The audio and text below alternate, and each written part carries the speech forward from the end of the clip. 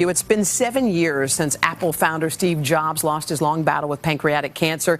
His life has been the subject of several films and documentaries and books. The latest is perhaps the most personal. It's a memoir from his eldest daughter, Lisa Brennan Jobs. We're going to talk to her in just a moment. But first, Lisa's complicated relationship with her father. We are calling it iPhone. Steve Jobs was the man who introduced life-changing technology to the masses, a tight-lipped tech genius with endless ambition. I don't have a daughter named Lisa. Those who have seen the 2015 film Steve Jobs know Jobs' daughter, Lisa Brennan Jobs, as a young girl desperate for validation from a father who appeared dismissive. That you knew what I was going through and you didn't do anything about it. Steve Jobs was 23 when he met his oldest daughter, days after she was born to his former girlfriend, Chris Ann Brennan. Brennan Jobs says her father helped name her, but for years, and despite a DNA test proving he was her dad, he denied that. Later, he repeatedly refused to confirm that an early version of an Apple computer called Lisa was named after her. Nothing was named after anybody. It's a coincidence. In her new memoir, Small Fry, Brennan Jobs shares her perspective from life with a father who she says could be cruel to moments of shared joy at the piano or on roller skates. Brennan Jobs also describes a largely unstable childhood. At 14, she moved in with her father and his growing family, though he had one condition. She could not see her mother for 6 months. Brennan Jobs described that time as lonely, but sprinkled with moments of joy and belonging, painting a very complicated picture of her relationship with the man she just called Steve. And Lisa Brennan Jobs joins us now. Again, her memoir is called Small Fry. Hi, Lisa. Good morning. Hi. Good morning. Okay, father-daughter relationships we know are very complicated, and yours kind of is no exception. And when I was reading this book, I have to tell you, I felt your pain as a little girl. And I was thinking it's hard to read parts of it. It must have been so hard to put this on paper. Was it? How was that part of it?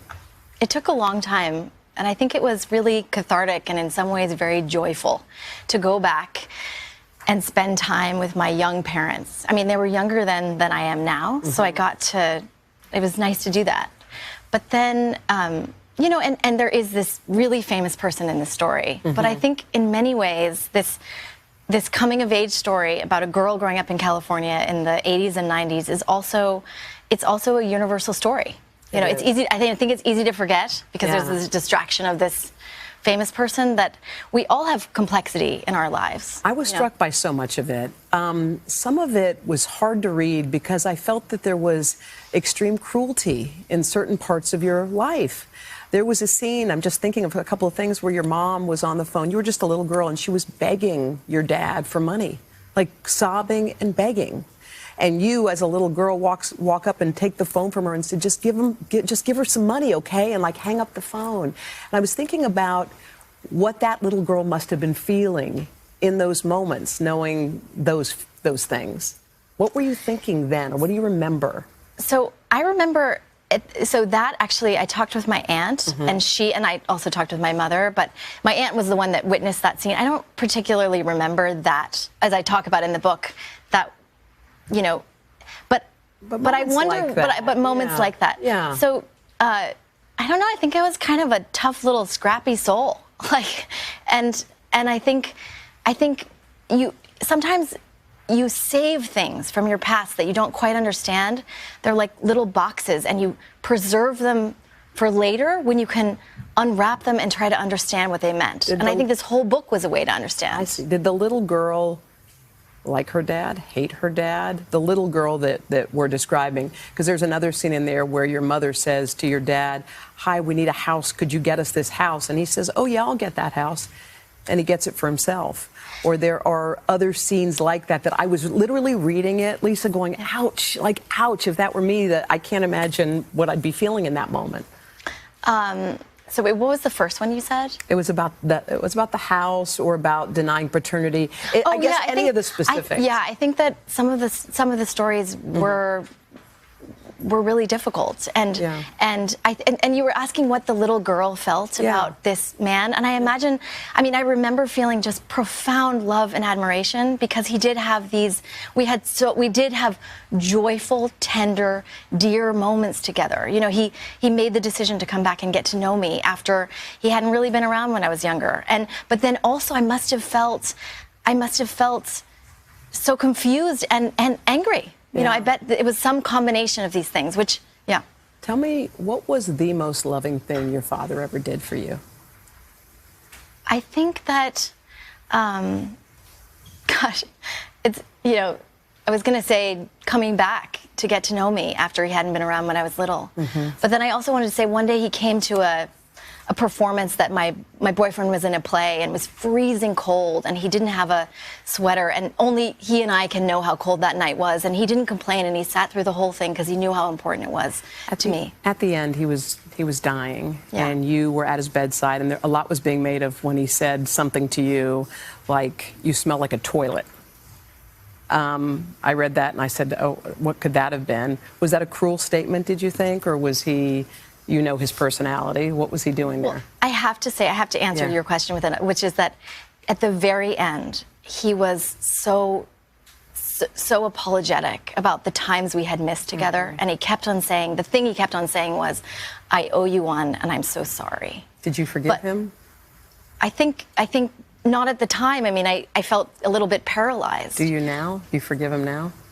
In many ways, yes. I think I understand him more and understand myself more. But the toilets, I have to be clear about the toilet phrase, which is, I think things have been made of that. And I really did. I mean, I explained in the book, I was spraying myself with this natural rose water that was kind of turning over and over. Right. And so even though it wasn't particularly a nice phrase, it was actually true. It was a true phrase, you know. The day your dad passed, what did you lose that day?